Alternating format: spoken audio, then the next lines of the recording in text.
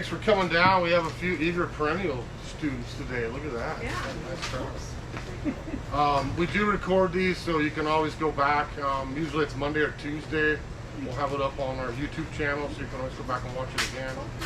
Like with all the classes, we do discount. So perennial shopping, we put them on kind of for Pollinator Month, but if you want to do some shopping afterwards, you got 20% off all the perennials. So we're pretty easy with the class discounts. Just tell them you're at the class. They hit a button on the register, and then off you go. So, everybody's got the handout. I made a few. This one's not too long. Some of them are extra long, but you got like 3 pages is all on this one. So we'll go through a bunch of plants today. We'll talk about some basics, kind of what I think about when we do perennials. But I'm going to get on my soapbox to start the class here. I would celebrate June as Pollinator Month. So who likes their birds, their bees, their butterflies, and everything else, of course. So none of us are going to use any harmful chemicals in our landscape, right? Because that's a huge part of this. Really go safe. And I try to tell people, you made a great choice. We use stuff here that does not hurt bees. Our growers don't use it. We avoid all that crap, to be frankly honest. I do it in my own yard for over 20 years. You can keep your yard very nice doing things naturally. You don't have to go get murder, death, kill chemicals. Part of this still though is we make the right choice for the spray and we choose the right time to use it. I want to make sure that's clear. I think a lot of gardeners I talk to at clubs and things, they love neem oil, they use insecticidal soap, they pick the right products, and they walk out to their butterfly garden at noon on a sunny day and start spraying for aphids. And it's like, okay, you covered that bee in neem oil, you're going to kill it just the same as if we used a systemic kind of thing. So the safe things don't leave any residual. So if I use a safe thing like that, I do it early in the morning, I do it late in the evening, I don't have pollinator activity, I'm not going to leave some poisonous thing there for that bee or that hummingbird or that butterfly to get when they visit me later. Does that make sense? So I appreciate you doing what you can to save the local pollinator population. We pick safe products, but think about the timing too. I mean, if I can get out there and spray it before we get into summer bloom, great. If I do see problems, I'm not saying let your your yard get ridden with mildew and aphids and all the bad things we don't want. But if we do the right thing, we do it early in the day, late in the day, we keep up on it, you're not going to have those problems long term, all right? So I don't want to offend anybody. I've done my soapbox deal for the day, so we'll move on to plants at this point, all right? So you can look through this. I put a lot of plants on here. You can ask me anything you like after class.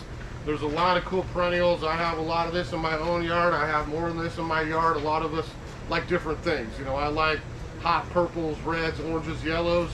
She may like pastels. You do what you do. Just because I like it doesn't mean you have to. So we'll just kind of show you a few different options around, okay? So just some quick things, things to consider. Sun, part sun, shade. Right plant in the right place is always going to breed success. We need to figure out what you got. A lot of people get the glazed look on the face. Well, how much sun you got? A few hours. Well, when is it? Is it morning? Is it late? Is it nothing? It makes a huge difference to what shrub, what tree, and absolutely what perennial we choose. We have some stuff that'll enjoy deep dark shade, part shade, morning sun, hot sun, all day sun, you name it. There's going to be a plant that'll thrive in all those locations, but we just got to make sure we get you the right one, okay? Soil is going to be big, especially with perennials. We need drainage. We have a lot of things out there that will take heavy clay, boggy soil, wet winter conditions. That's fine, but the vast majority of what we're talking about today is going to like well-drained soil. I don't care that it gets rain or watered or the rest of it, but we cannot do a lot of this stuff in hard pan clay, things that hold moisture, especially in the wintertime. We're fine usually this time of year. It dries out quite nicely for the summer, but what happens next winter when that water table comes up, we've got a little bit of drainage issues. Is the coneflower going to rot? Is my salvia going to perish? There's a lot of things that will not do that winter wet, okay? I always kind of pay attention to how things grow. Now you again can do what you want. I have a little bit of both, but I'm kind of OCD and I tend to like the things that clump. I buy a plant, it clumps here, it gets larger every year, but I'm not naturalizing. That's the other perennial type. If we plant one we're going to slowly run underground and pop up and colonize or naturalize an area. There's great examples of both, and I'm not saying I don't have any that run in my yard. I absolutely do, but I tend to gravitate more towards the clumping things. You may want more of a, you know, cottage garden swath look. That's great. You know, we would get things that maybe spread a little bit more that way, okay? Do I need to stake or support it? You know, for years I had a rule. I did not like looking out in my yard and seeing little soldier stakes everywhere holding up my plants. So do I have some tall stuff? Yes. They're discreetly staked where hopefully you don't see it quite as much. I have peony cages, of course. I stake my dahlias. It's not that, but I think one year I looked out in the summer and it seemed like every single perennial in my butterfly garden off my patio had a stake holding it up. It's like, you know what? I don't want that. I want something a little lower. So look at things that might need a little bit of support. That will help keep them up. You could string the little lights on the stick. Exactly. I should do that. Decorate them, make them more fun. Now, big thing with modern perennials is this repeat blooming. You know, I've been doing this. I'm getting old, so I think this is my 32nd year running a garden center.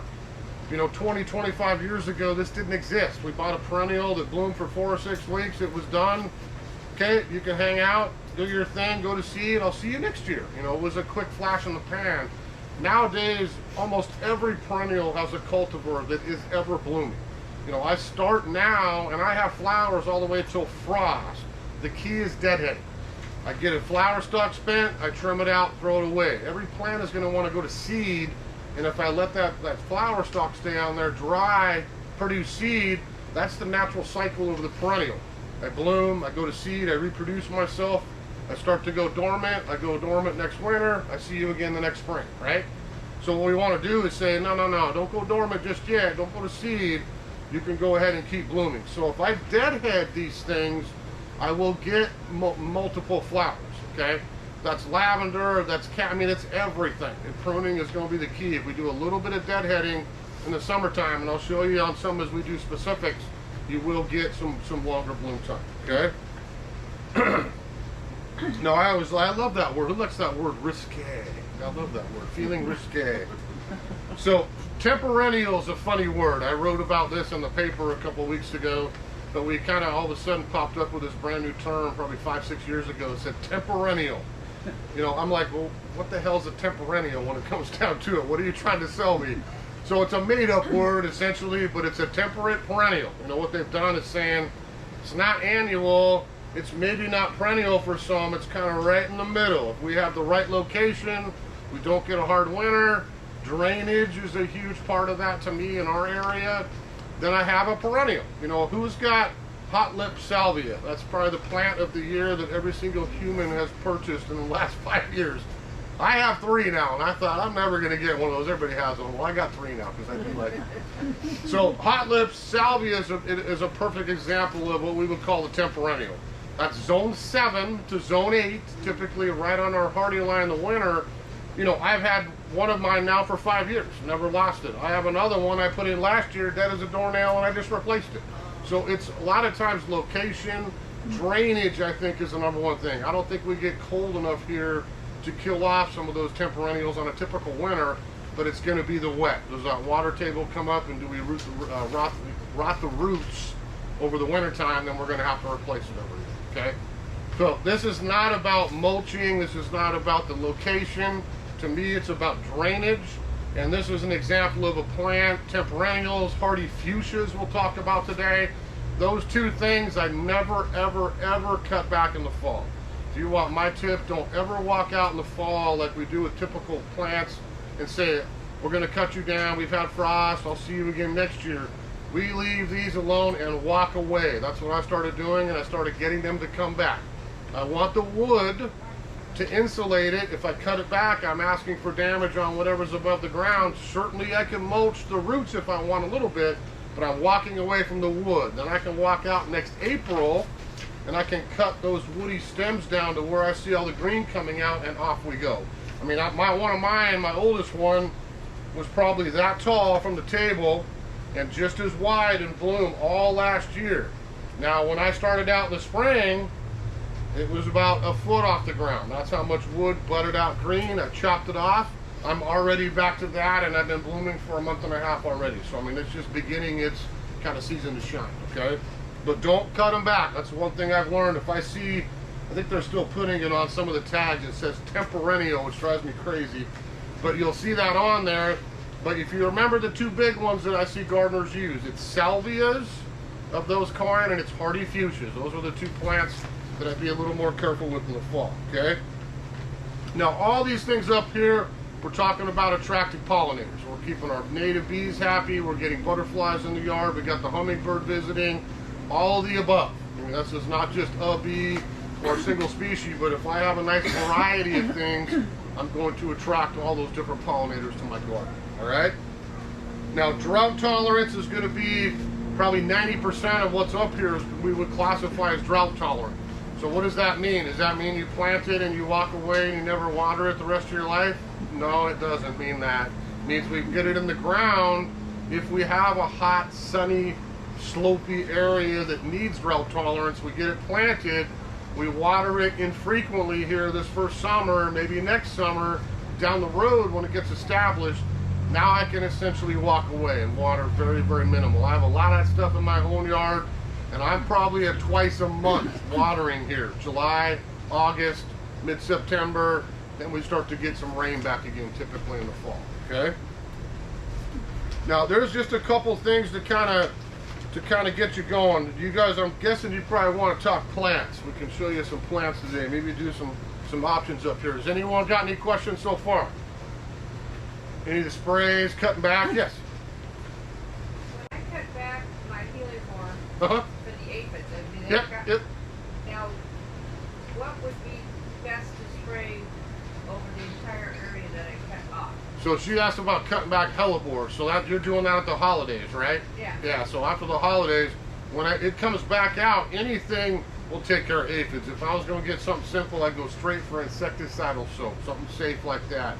As long as I can get that foliage sprayed or underneath it, especially if I leave old leaves, you'll get aphids, whiteflies, all that easy stuff, no problem. Yeah, absolutely. All right, so let's start. I'm just going to start over here on this side because I brought just a couple things for shade in. Now, we have a lot of great shade perennials out there, but I think sometimes, again, this class to me is about keeping pollinators happy for the summer till we get fall. So I'm trying to pick out things up here to show you that bloom for extended periods of time. We're starting here now, even a month ago, and I'm going to have flower power all the way until we get frost in the fall. So top of the list for shade or part shade is always going to be hardy fuchsia. Okay, hardy fuchsia is the quintessential plant for the hummingbird. Great color. I have a bunch of different hardy fuchsias in my own yard. Now be careful when you pick them. You'll see some, again, zone 8. I would avoid zone 8. If you want my opinion out there, I see a hardy fuchsia and it's listed as zone 8. I'd look for a 7 or a 6 even. Now I don't have to worry about the wintertime as much. So some zone 8s, very pretty colors. Maybe you have a sheltered spot right on the water. All that stuff you'd probably be okay. But if I'm up here in the hills, a little bit colder, a little microclimate, I'm going to have better luck with zone 6 or zone 7. I've never lost any of those fuchsias. The worst thing is we get a cold winter, single digits. It kills the wood to the ground. I start off from the root system and off we go again, okay? If I have a zone 8, I'm going to kill the root system as well if we're not careful with the cold winter. So we have one, this is David's. If you like red with the purple corolla, that's a great grower. Little Giant, David's. A lot of these, what we call Magellanica or Magellan fuchsias, are going to be down there zone 6. Nice, big, bushy plants, a lot of color, very easy to grow. If you're going to get into hardy fuchsias, I would shy you towards that grouping. Anything in the Magellanica is a much hardier species. We have lots of cool colors that look more like our annual fuchsias that are plenty hardy. This is Queen Esther. That would be zone 7. I still think you're going to have no problem with that in the winter, and a lot of other cool pinks and purples and whites and different colors out there. But look at the back of that tag and check your zone. Is it 8? Is it 7? Is it 6? That will kind of let you know maybe how risque you're feeling, right? We can pick the right one. The other one to me for shade is always going to be Hosta. Now Hosta doesn't repeat bloom. I know they're working on it, but we have a good probably 6-week interval with Hostas. Is it July? Is it August? You know, there's a little flex with variety by variety. But it's a great flower, and this is one of the hummingbird's favorites. I have a lot of hostas in my yard, A, because they're very low maintenance. They're great drought-tolerant plants. I love foliage color. I'm not going to get anything with better foliage color for the shade. Blues, golds, whites, greens, stem color, all the above. But when we talk flower, I'm going to pick kind of those whites to lavenders, do a light purple color. Some will smell, but I'm always going to have great hummingbird action on those trumpet flowers. That's one I like to put in every one of my shade gardens. Got way too many hostas. So again, you do you. You pick out the color foliage you like, the rest of it. Call the bloom a bonus. You get to July every year and you're like, oh, I forgot those bloom. Look at all those nice stalks come up. Get a little smell, watch the hummingbird buzz around, get some nectar, you know, and off we go for next year, okay? What's your favorite thing to do with the slugs around your hosta? Well, again, I'm a natural gardener, so I'm not putting any, we don't even sell metaldehydes or the old poisons anymore. You want Sluggo. It's called iron phosphate, called Sluggo. That's totally safe. Birds, the pets, the kids, the wildlife, all the above. I can put that around my hostas, create a perimeter, and I just don't get the slugs into them anymore. Yeah, the other thing, it's called Sluggo. Yeah, iron phosphate is the ingredient you want that's organic. So I've always just used ammonia and water in a spray bottle. You spray it on the slug? Yeah. Yeah. Salt shaker torture, there's a whole bunch of those. The salt leaves a thing, that's fine, but the ammonia doesn't. That's frankly, that's what the iron Sluggo does to me. If I put gels or baits or poisons down, hey, I tend to kill my pet, the bird, a lot of other things too. No, I don't do that. But I see dead slug right there when it touches it. Sluggo, they run across, go out somewhere peaceful underneath the plant, die, and turn to compost. So I like the Sluggo much better. Yeah. Okay. So there again, there's other shade things out there. I tried to do a little more sun than shade today. But if we go outside here in the perennial area, you're going to see two huge tables. And I can find, again, a lot of stuff that gives me July interest or August interest or fall interest. But for, again, I want bloom now until I get cold in the fall. I'm going for hardy fuchsia above anything else. If I've got part sun, part shade, you know, kind of a shady garden, okay? Now, if we whip through some sunny stuff here, I brought probably too many things in. We'll see how far we go. So this is Solidago. This is one I have in my butterfly garden. This we call goldenrod. We have a native goldenrod. This is an ornamental one, okay? But if you like yellow, that'll give me about a 6-week flower color here for July into early August. One of the butterfly favorites in my yard. I've got a big clump of it I've had for years, and I always look forward to. I like yellow, and I always look forward to when the goldenrod blooms. Now there's going to be, again, a lot of cultivars of that. I could have goldenrod 3 foot out of the ground if that's what you want, or I could have little small goldenrod a foot out of the ground. So we would pick our cultivar kind of for the size we want or the height we want in that particular garden. But that would be, again, full sun, well-drained soil, okay? Again, if I want to go tall, we have a lot of, we call Helen's flowers, we have Heliopsis. This is essentially what we would call false sunflower. So I like the idea of a big, tall, I've got Lemon Queen, gets about 8 feet every year. It's about 6 foot across, a perennial, believe it or not. It is massive. That's what I wanted. You may not want something that big. But we can get the size of a sunflower with that same yellowy look, but have a perennial, not something we got to plant every year or the squirrels destroy in the fall to get the seeds out of it kind of thing. So perennial plants like Helen's flower, this is Carnival. You know, this one's probably 4 foot. Yeah, about 3, 4 foot tall. So I want a big plant. You know, we've got sneeze weed. That's not sneeze, doesn't make you sneeze, and it's not a weed. It's another one I have in my yard. I might be more like 2 feet. Okay, I mentioned Lemon Queen, one of the false sunflowers. I'm at 8 feet. So look at your options out there. If you like the yellows, you like that prairie kind of native look with the sunflowers, all those would be great choices that start here now, and again, all the way until we get frost in the fall. So they're just coming on here for July, okay? This is Achillea, or yarrow. This is another favorite of a lot of the pollinators, especially, again, butterflies at the top of the list.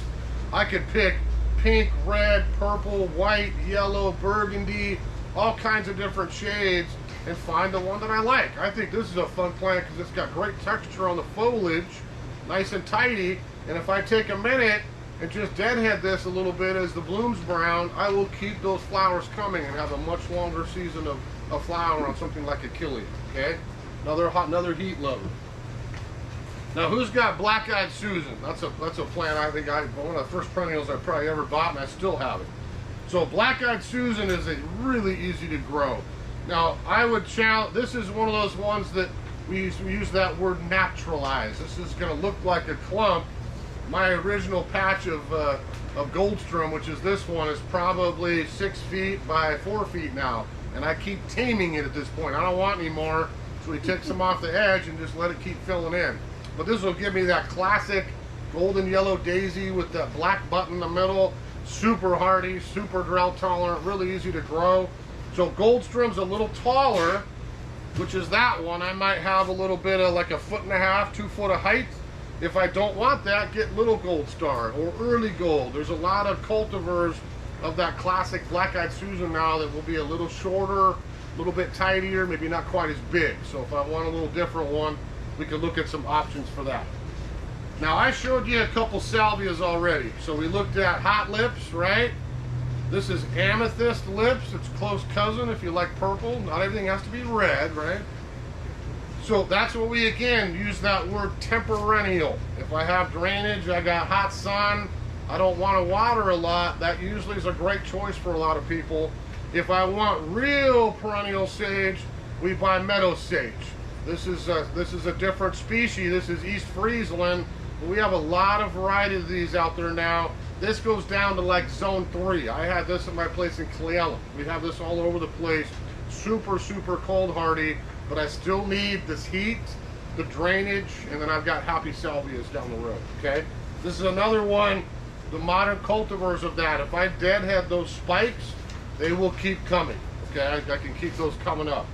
You'll see purples out there, whites, pinks, different colors as well, but that would be another great kind of modern, long blooming one, okay? Now this is, well, that's right, I brought my cool sign up with that. Look at that, plant some of these and help out the bees. So this is catmint, not catnip, this is catmint.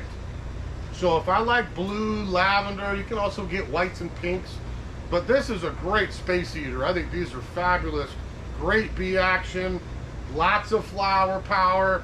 This is one I could almost pull out the hedge clippers, you know, every month or so and just shear it back a little bit and just let it keep coming. I mean, they'll just keep blooming on blooming on blooming all the way till frost. So look at your options. I've seen, you know, some varieties of catmint that'll get taller than my waist and they're big. You'll see a lot of modern ones that are much, much shorter and tidier if you don't want that big of a plant, okay? So Nepeta or the catmint would be a great one for bee action and long bloom, okay? Now, who's anybody got hyssop? Agastaki, Agastache, this one's got a bunch of names. This is one of my favorite perennials. I have way too many of these. My wife told me that again last week when she looked. You got a lot of hyssop out there. It was like, oh yeah, I do. So this is really herby, great fragrance. The foliage smells, again, a little deadheading. Every variety of modern hyssop or agastache is going to bloom all the way till frost. If I can deadhead a little bit, orange, yellow, red, pink, any color you want, you're going to find a nice variety. I'm guessing this is Poquito because I have this one. Yes, this is Poquito orange. So that's a little tidier one. I have other ones if I want a 2 foot of height or even a little taller. So pick your height, pick your color, deadhead a little bit.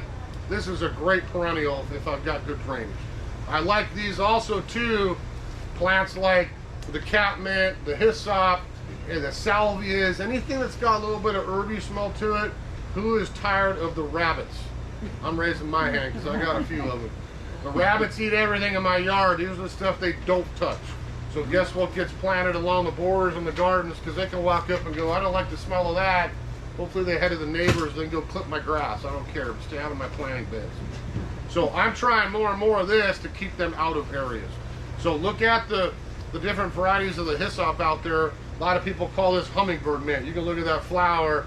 This is the most frequently visited hummingbird plant in my entire backyard. I got red, I got orange, I got yellow, and they are all over every one of them every day, okay? So that's one. We got quite a few cool. I've always liked penstemon for some reason. Anybody growing penstemon? So lots of cool penstemons around, old school, new school. They're all good plants, but again, probably a lot of the modern cultivars, I tend to get a clumpy habit with multiple flowers, and if I deadhead again, longer season of bloom. You're gonna see a lot of ones. I think this radio red. That's a little Red Riding Hood. Isn't that cute? So Red Riding Hood is a long blooming one. That will go again. This is a great blue one called Electric Blue that I have in my yard as well. But I could go out there and find pinks, magenta, almost a black purple, different colors out there depending on what your style is. We can find a really cool penstemon to throw in there too. This is a fun one to me. I was hanging out with Cisco down at Sorticulture, and we were kind of cracking one-liners and telling garden stories. It was really fun. But we both like penstemon because one thing that's really fun is the bumblebees love these. So I'll walk out and see the bumblebee's butt just kind of hanging out the flowers. He's digging in there, grabbing pollen, as the hummingbird's sitting there hovering, saying, "Get the hell out of my way, because I got to get some nectar out of there." So it's always the bee, the hummingbird battle with penstemon are always kind of fun. All right. Now this is one plant I brought in the last minute because I really treat these as a perennial now, not a shrub, I think, like they used to be years ago. So this is what we call butterfly bush, Buddleias. Anyone got Buddleia in their yard? We got a few.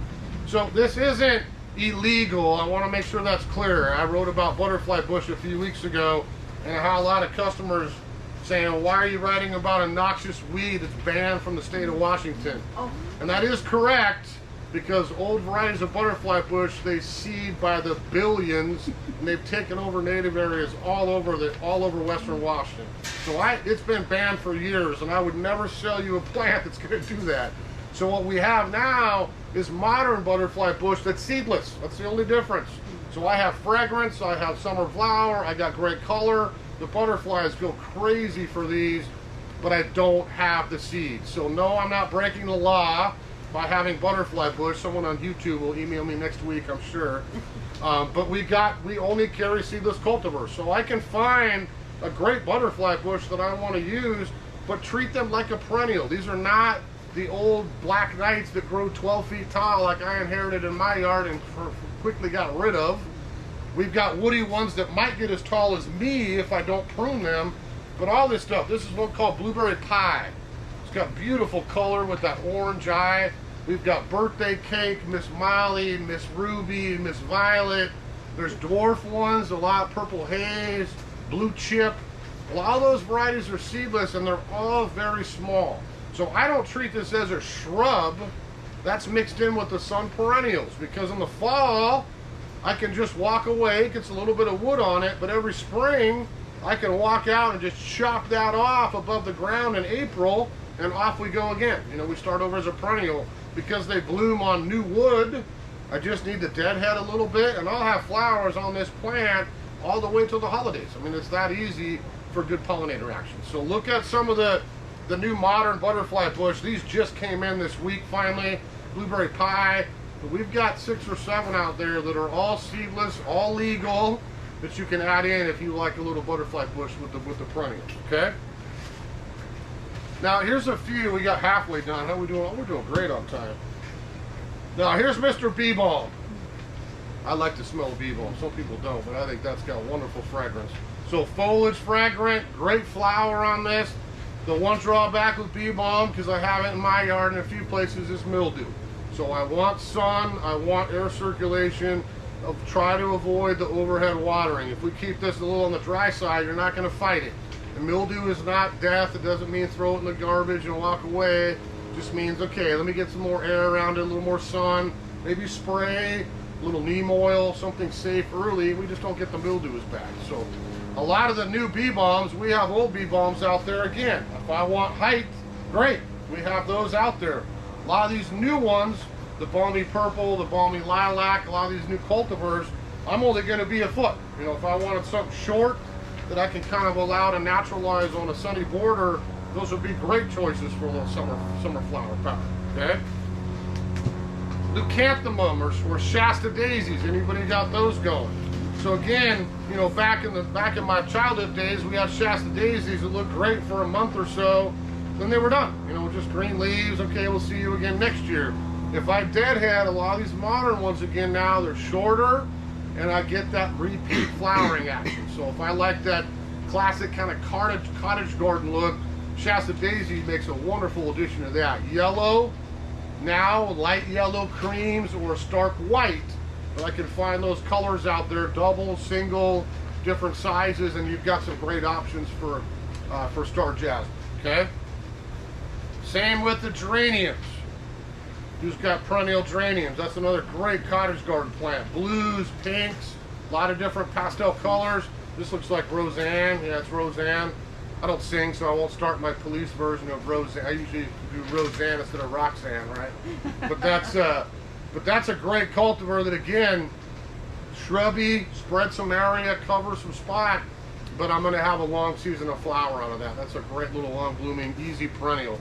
That one can probably take a little bit more wet than some of the other things we've talked about. So maybe if I was concerned I had sun, maybe it's a little bit damper location, that might be a better choice than some of the other ones, you know, as far as having a happy plant. Okay? Now, we have some other wet stuff out there, but one thing I brought up just to show you is lobelia. So this is perennial type lobelia. This is Starship Rose. Yeah, that looks like Starship Rose. So I'm just getting, that's a phlox flower. The buds are just coming out here for summer flower, so it's almost there. But lobelia can take a little bit more heavy clay, a little bit wetter soil condition. Sometimes I've had people use these honestly as a bog plant, or I have a little bit of drainage issues. I can naturalize something in the wet soil with lobelia a little bit easier. But I've got great foliage color on that and a nice flower. We can get different shades as those bloom, but that may be one to consider if I have a little bit more wet going, okay? Now, this always sounds negative when I say this my phrase here, but the gifts that keep on giving. So there's one that keeps on giving. If I plant a Phygelius, you are going to have a lot of Phygelius. If anyone got this in their yard, I have it in my butterfly garden, and it is popped up just about everywhere, which is what I want.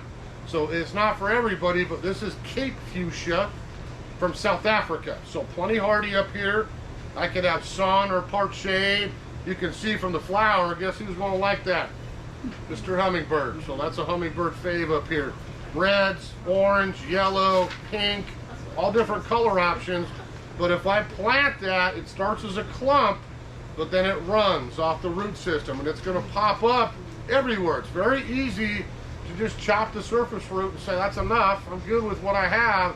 But if you don't, and you like a naturalized garden, that might be a great perennial to throw in. Just let it pop up and take over a huge area, because it is an impressive plant in flower for sure, okay? So what is that one again? This is, we call Cape Fuchsia or Phygelius. Yeah, Phygelius. So different than hardy fuchsia, but similar action. I still got hummingbird action. This is a gift from our friends down in South Africa, right? Okay. Now maybe something you don't see around as much. I love mine. That's one of the first perennials I put in my butterfly garden. This is called Liaeatris, or some people call this gay feather. So anybody got this in their yard? Wow, not a one. So someone's gonna have to try this today. I'm gonna go out there and watch and see who gets to take one home. So this is a fun little clumpy wildflower from Europe. So we would find this growing up like in the Alps, in continental Europe, different areas over there. Works great around here. I've had mine for years. The clump, you know, probably 3 foot wide, 2 foot tall, but these beautiful lavender flower stalks. Again, bees love it. Butterflies absolutely go crazy for it. So this is called Liaeatris or gay feather. Yeah, that's a fun little clumpy. We can get a little darker towards purple or lavender or kind of pinkish, you know, tones. Those are our flower choices on Liaeatris. So if you wanted something a little different, I think it's got a great texture. It looks a little different than a lot of perennials that we find. I just think the flower is very unique. That's a great little bloomer. Okay. Same with the pokers. I just put 3 more of these in because I expanded my butterfly garden. I did orange because I like me some orange. But put out pokers, yellow, orange, red. We can get that color. We can get blended ones as well. But I'm always going to have that little grassy clump of foliage, and you can see the buds just keep coming out of that during the summer and the heat. So this is a summer bloomer, long bloomer again, great for the hummingbird, butterfly, bees. Just thought if we got a nice hot sunny garden. So this is one here. I don't know if I'd plant one. I do triangles of a lot of this stuff because I want to mass 3 of them to fill up an area, then onto something else, and then 3 more of this. So that may be something to grab 3 little starts, let it make yourself a nice clump down the road, okay?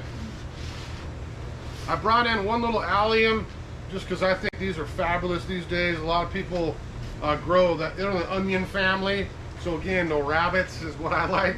But those alliums, the ornamental ones, you know, again, longer bloom these days, very, very drought tolerant and great foliage. So if I wanted something I could tuck in on that sunny border with some of my perennials, this is the blue, cobalt blue millennium. We have millennium. There's a whole bunch of different alliums out there. Super hardy, really easy to grow. That will give me a nice flower as well, okay? Now, coneflowers. So I brought 2 in here. This is probably a plant. I could have brought 40 different coneflowers in here that we carry, and we could have talked about coneflowers for an hour, but you probably would have taken a nap after a few minutes. So, coneflower, I think everybody knows this one. Echinacea. I can get any color in the rainbow. This is another plant that's went from, you know, the species years ago, the wildflower that we would find native in the prairies, to a bazillion cultivars. There's 10, 12 new ones of these that come out every single season. I'm having a tough time telling them apart anymore, to be honest. I look at a new series and I'm like, that looks like the one I got 5 years ago in my yard. Looks the same color. But again, the breeding is for flower power with these. This is nothing more than more flower, longer bloom. So I would pick my color, look at my options out there, get the one that catches your eye, but I'm gonna have with these coneflowers much tighter, compact plants, and if I deadhead a little bit, longer season of bloom again. So this is another one, starts now. I'll have flower on a lot of these, at least a little bit, all the way into the fall. So a little bit longer blooming. This is Kismet. Kismet red, we've got Kismet orange, we got Kismet white, we got Kismet pink, we got all the flavors. This looks like one of the doubles. I brought it in just to spite myself. So I am not a double coneflower fan. I don't know why. There's nothing wrong with them. They'd live fine. For some reason, my brain thinks it's an abomination of nature. They belong as a single flower, not the upside down double looking thing. My mother grows all kinds of doubles, and that's great. I get to see them in her yard. So this is a double one, watermelon, but lots of singles, lots of doubles, and lots of colors. I bet you if we walk out there after class, there might be 20, 25 different coneflowers on the property, and we are just getting started for summer. So if there's one you've read about in a magazine, this is a popular internet thing, let us know the cultivar. We can always look for it for you as well, because we've got access to probably way too many coneflowers when it comes down to it, okay? Now I can pause here and go, that smells delicious. So this is phlox. That's about fragrance. If you have, anyone have phlox in their yard? Yeah. So great phlox is great smell. I mean, that's a fabulous plant for sun. This to me is a little bit like the bee balm. Very easy to grow, super hardy. We just have to watch for the mildew. That's the one issue with garden phlox around here.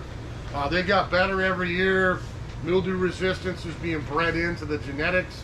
So I noticed in my yard a lot less of it if we don't spray, which is a good thing.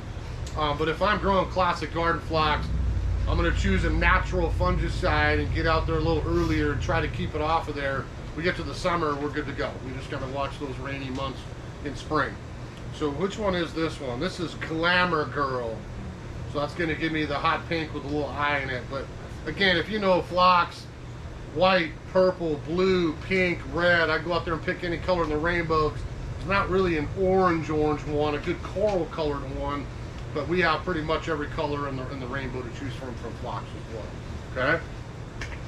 Let's see, we got coneflower. Need a little Russian sage. Anyone got Russian sage? So that's another really low maintenance plant. Do you cut yours back in the spring one time, or do you just let it go?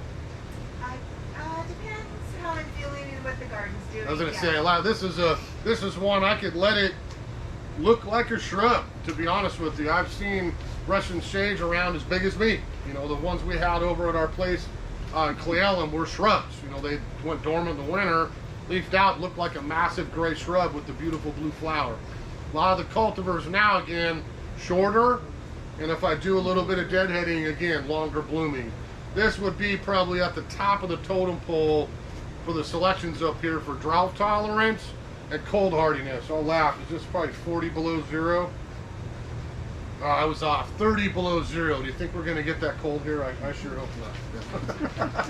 So 30 below zero on Russian sage. That's a really easy one. Who's doing Gara? Anybody? Good luck with Gara? Yeah, I've had pretty good luck too. I had a couple. I think this one is, again, one that's going to be really sensitive of the winter wet. So I tried them in a few different places in my yard over the years, and I found some nice drier areas. They come back great and look awesome because this is, again, foliage, really nice pink or white flower, great pollinator, great butterfly action too. That's a fabulous plant for the pollinators. So these are just starting to do their thing. And again, flowers all the way through the fall. They call this sometimes wand flower because it does get a really pretty stalk on it. The flowers open up as it kind of gets a little more mature. It's got a great little kind of texture a little bit. Okay. What else did I bring up here? We're almost getting done.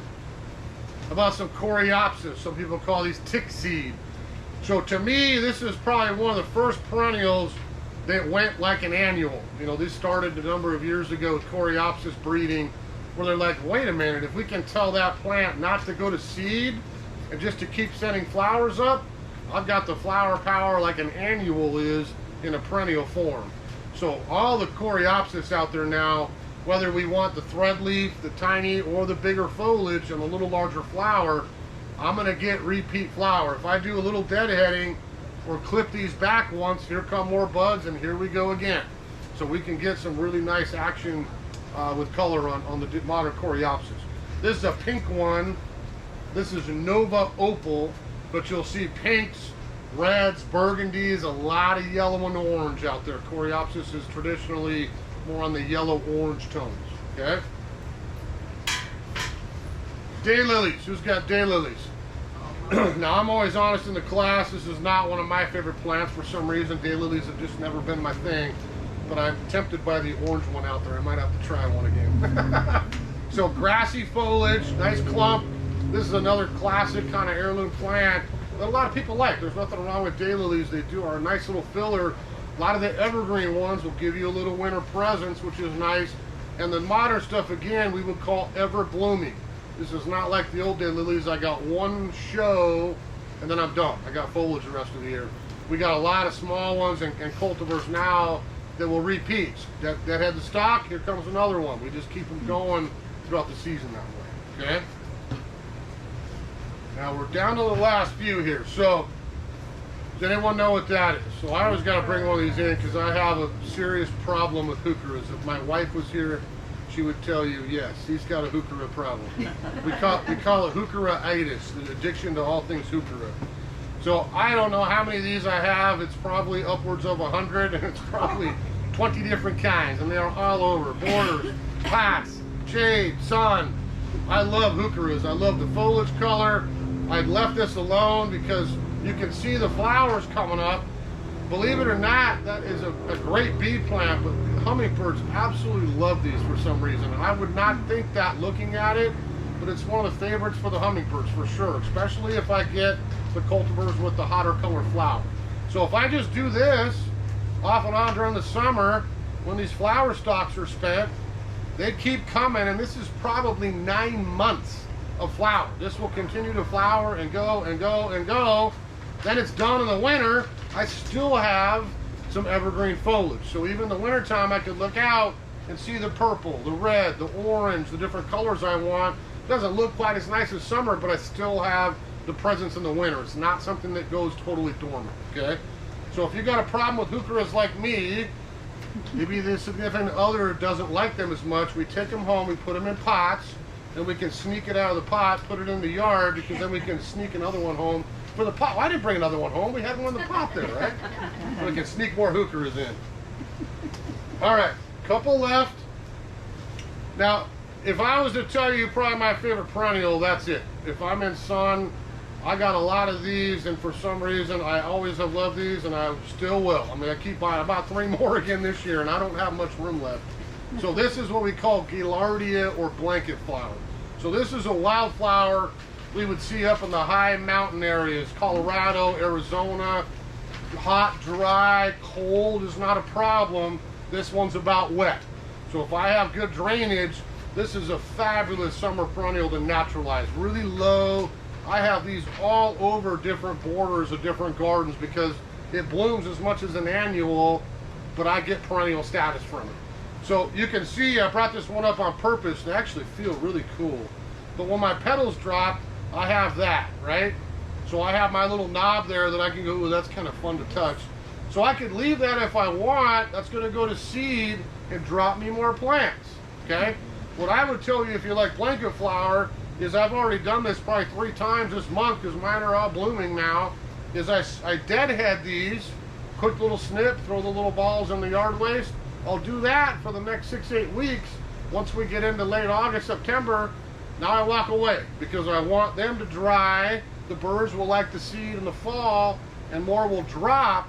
So the one plant I put in is now a swath or a patch of blanket flowers that grows, okay? So very easy to self-sow.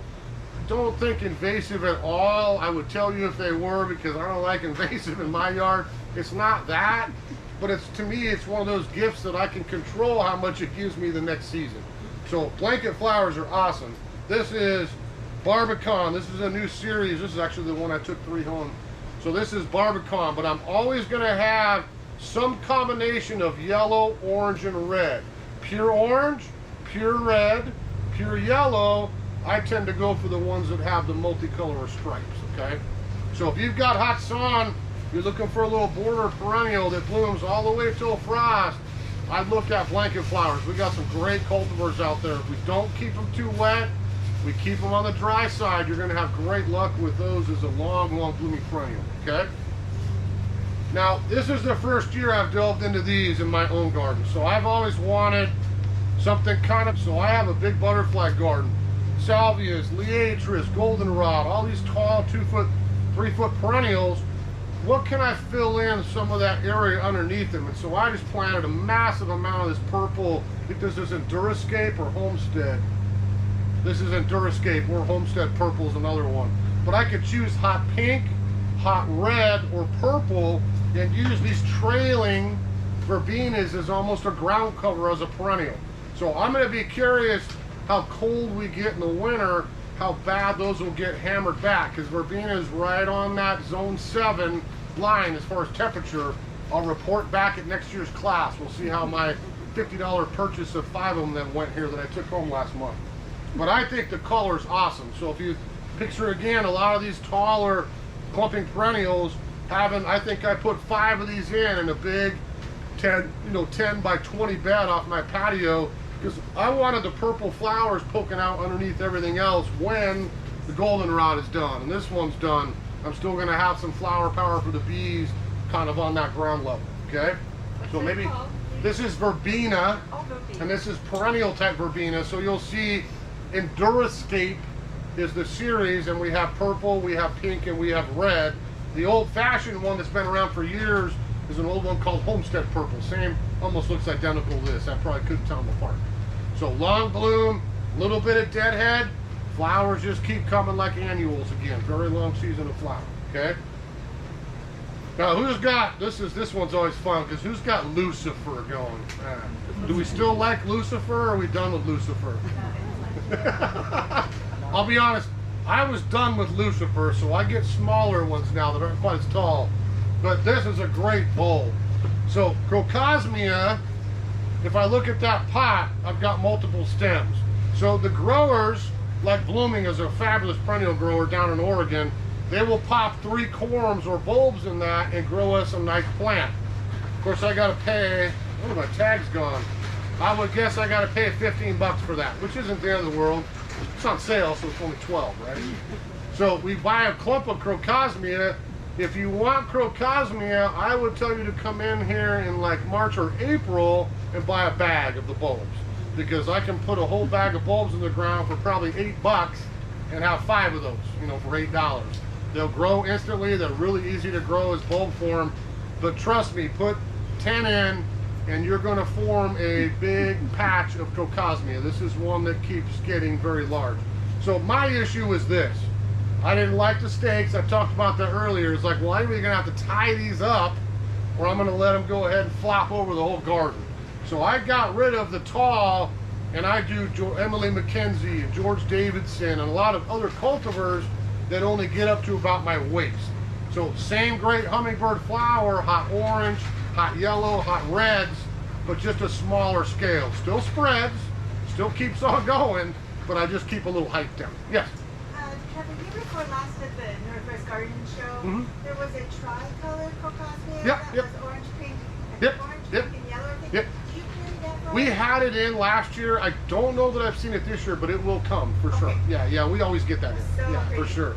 Yeah, and they're doing, again, perennials get bred just as much as any shrub or tree or anything else. There's new cultivars coming out all the time, so you will see a little bit of that pink kind of mixed in these days too. Yeah. Thank you. But that's Lucifer, the classic tall, lots of Crocosmia, right? The last, there's two things left here. So I wanted to bring these up. You know, does anyone still like old carnations, dianthus? I mean, that's a classic, easy old perennial. So this is a revolution to me, and this is not this year or last year, but probably the last 10. I cannot tell you how long these bloom. If you've got hot sun, rockery, border, you've got evergreen foliage, these are not going to die down in the winter like other perennials, but I get fragrance, I get color, and if I deadhead these off and on, I can go back 6 weeks, and I have flowers from them all the way until frost in the fall. I mean, that's probably the single longest blooming thing out there in the perennials. This was an old plant you would probably see around in April or May, you know, back in the day. Oh, we bloom and we're done. Get away from dianthus. It's just a different creature these days. Double, single, all the colors you'd ever want. I even saw one that was pretty orange this year for the first time. And they called it, it was almost orange. Like, wow, that is really different. But typically pastels, reds, purples, pinks, violets, whites, all that kind of stuff, single or double. But for fragrance, long season of bloom, I'd look at a lot of the new modern dianthus. They're really easy to do if I've got sun and I've got good drainage, okay? Now the last three are right in the front here. Now I do a sedum thing a little bit later in summer, but if we're talking summer perennials, I think sedums are always worth a mention. They're just starting to kind of do their thing. So I think everybody knows sedum. You know, succulent, drought tolerant, hot, super hardy, easy to grow. None of that matters. But again, the bloom time is just so much longer. Typically sedums start more in that late July, August, September time frame. There's a lot of new sedums now that start more in June and go through the summertime. So a little bit longer flowering on those. This is one of the more popular ones around here called Spot On, okay? Not tall, not a ground cover, but kind of that nice in between, maybe 6-8 inches tall, nice little clumpy mounding habit that's just starting to bloom a little earlier than a lot of other sedums, okay? I bought 3 of these last year and I love them. This is a great little variegated one called Little Gecko. That's got a great name. But this is flat. You know, I want mounding sedum. We've got upright ones out there, Autumn Joy and different colors if I want a little height, or I can eat up some space with the ground cover and go flat. So rockery, I put these on the border of a little pathway in the sun at my place.